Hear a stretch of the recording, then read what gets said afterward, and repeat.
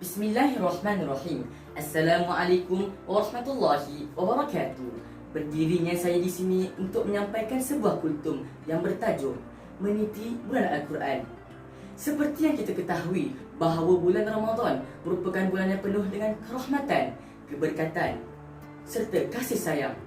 Disebabkan itu, ia sentiasa dirindui kehadirannya oleh umat Islam yang beriman dan bertakwa kepada Allah Subhanahu Wa Taala.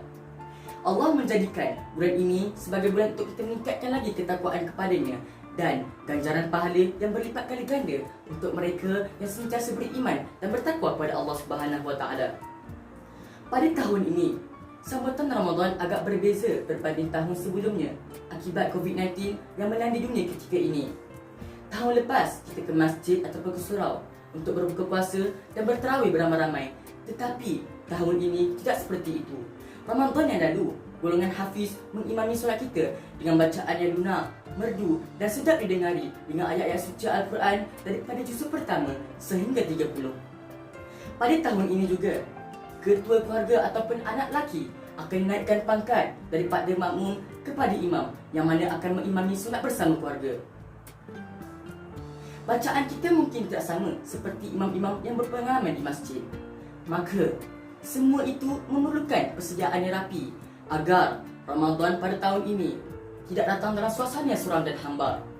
Muslimin dan muslimat yang dirahmati Allah sekalian, pada musim COVID-19 yang kita ditegah keluar dari rumah ini, maka bolehlah kita mengumpulkan ahli keluarga untuk melakukan ibadah bersama seperti solat berjemaah, tadabbur Al-Quran, tadarus Al-Quran dan banyak lagi supaya suasana Ramadan itu terasa ada. Dengan cara ini juga, kita dapat meningkatkan lagi kemahiran baca Al-Quran. Bulan Ramadan merupakan bulan yang sangat mulia. Pada bulan ini juga, Al-Quran diturunkan kepada Nabi Muhammad SAW melalui malaikat Jibril secara berperingkat. Al-Quran sebagai mukjizat Nabi ini diturunkan pada malam 17 Ramadan seperti mana di dalam firman Allah Subhanahu Wa Taala. أعوذ بالله من الشيطان الرجيم شهر رمضان الذي أنزل فيه القرآن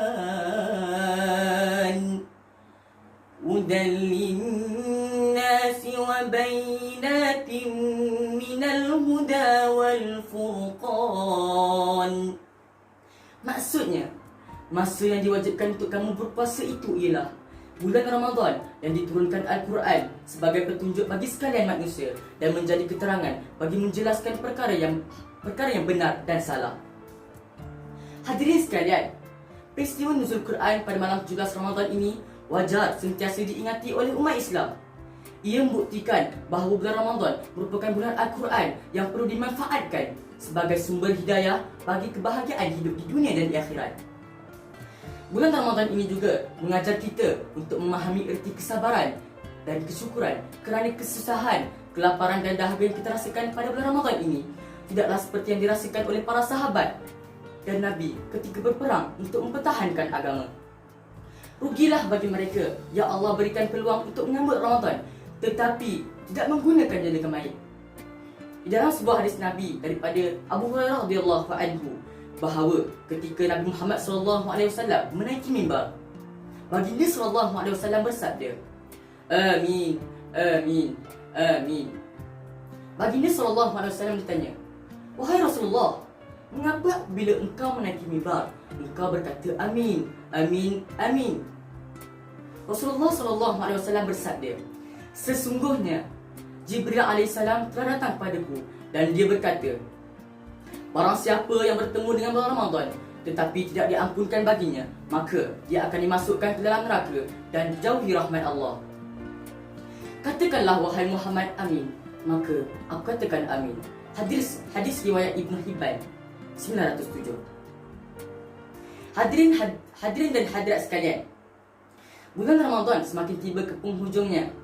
Beruntunglah bagi siapa yang bersungguh-sungguh untuk beribadah kepada Allah Subhanahu Wa Taala kerana mengetahui pahala yang dijanjikan. Berbeza dengan golongan yang menganggap tiada keistimewaan pada bulan ini berbanding bulan yang lain. Marilah kita sama-sama berazam untuk berusaha mempelajari membaca dan menghafaz kitab suci ini kerana membaca Al-Quran dapat membersihkan jiwa, meningkatkan keimanan dan ketakwaan kepada Allah Subhanahu Wa Taala. Sesiapa yang membaca Al-Quran sehingga khatam di bulan Ramadan ini akan diberikan ganjaran pahala yang besar daripada Allah Subhanahu Wa Taala. Membaca Al-Quran juga tidak mengira usia muda ataupun tua, siang ataupun malam, pagi ataupun petang, dan waktu lapang ataupun sempit. Kerana kitab suci ini akan menjadi syafaat seperti sabda Rasulullah sallallahu alaihi wasallam. Yaqra'ul Quran fa innahu ya'ti yaumal qiyamah syafi'an li ashabi. Maksudnya, bacalah Al-Quran, sesungguhnya ia akan datang pada hari kiamat untuk menjadi syafaat kepada pembacanya. Hadis riwayat Muslim. Hadirin sekalian, amatlah rugi bagi mereka yang tidak membaca, apatah lagi membuka Al-Quran, kerana bulan Ramadan merupakan bulan amal dan rahmat. Allah Subhanahu Wa Taala menurunkan Al-Quran sebagai petunjuk bagi manusia dan untuk mengelakkan bagi mereka terjerumus ke dalam maksiat dan tergolong dalam kalangan yang sesat. Sebagai hamba Allah, kita wajib bersyukur kepadanya kerana diberikan Al-Quran sebagai petunjuk bagi kehidupan di dunia dalam meniti perjalanan ke akhirat. Kita perlu menjadikan Al-Quran sebagai pegangan hidup supaya hidup kita sentiasa aman dan harmoni. Akhir kalam, selamat beribadah di akhir Ramadan dan semoga kita bertemu dengan malam Al-Qadr. Sekian, wabillahi taufiq wal hidayah. Assalamualaikum warahmatullahi wabarakatuh.